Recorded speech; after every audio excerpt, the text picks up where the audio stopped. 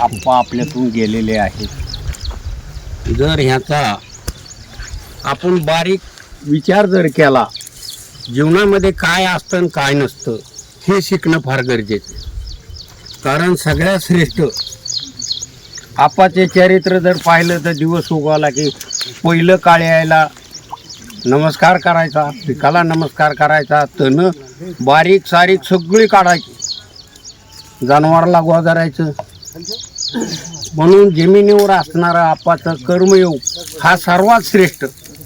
दिवसभर कामामध्ये मग्न असायचे आणि आपाची शिकवण एकच आहे, बाबांनो कष्टाशिवाय काही मिळत नाही आणि कष्टाशिवाय जीवन आपलं सुंदर होत नाही, मरण सुद्धा चांगलं येत नाही. हे मात्र आपण सगळ्यांनी ध्यानात ठेवण्यासारखे.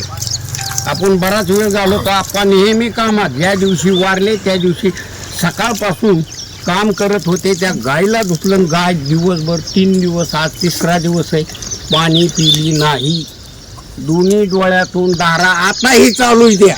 हे कशाचं लक्ष नाही, फक्त कामाचं. कामाला देव माना मानणारे आप्पा आहेत. तर आप्पाचे बरेचशा गोष्टी सांगण्यासारख्या आहेत, महाराजांनी सांगितलेल्या आहेत. पण सगळ्याला माझी हात जोडून विनंती की आपण काम करायचं शिका. काम नाही केलं तर काही जगामध्ये तुम्हाला कुणी जवळ करणार नाही, देव सुद्धा जवळ करत नाही. बघा, विचार करा, कुणाला त्रास दिलाय का, मरताना कुठलं इंजेक्शन आहे का, गोळी आहे का. हाताने काम आणि मुखाने राम म्हणणारे म्हणजे आपा. कोणाच्या शेतात गेला तर आपातन उठायला लागले, माझंच आहे म्हणणारे, पण माझ्यासाठी नाही. तर मित्रांनो, एवढा जरी आपण संदेश थोडा जरी घेतला तरी आपण जीवनामध्ये सुखी होऊ. कामावर कटाळा करू नका. काम करत असताना मन लावून काम करणं हीच खरी श्रद्धा आहे, नाही तर दुसरी काही नाही.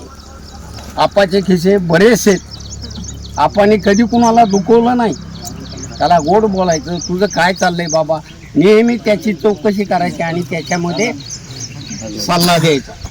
हा आपाचा संदेश सर्वांनी घ्यावा.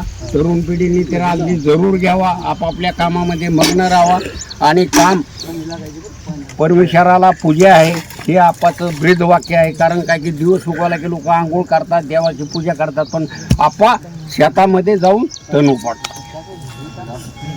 तर आपाच्या सर्वांनी आपाचं जे काय कार्य केलेले त्याचा उद्देश घ्यावा ही सर्वांना विनंती. माझे 2 शब्द.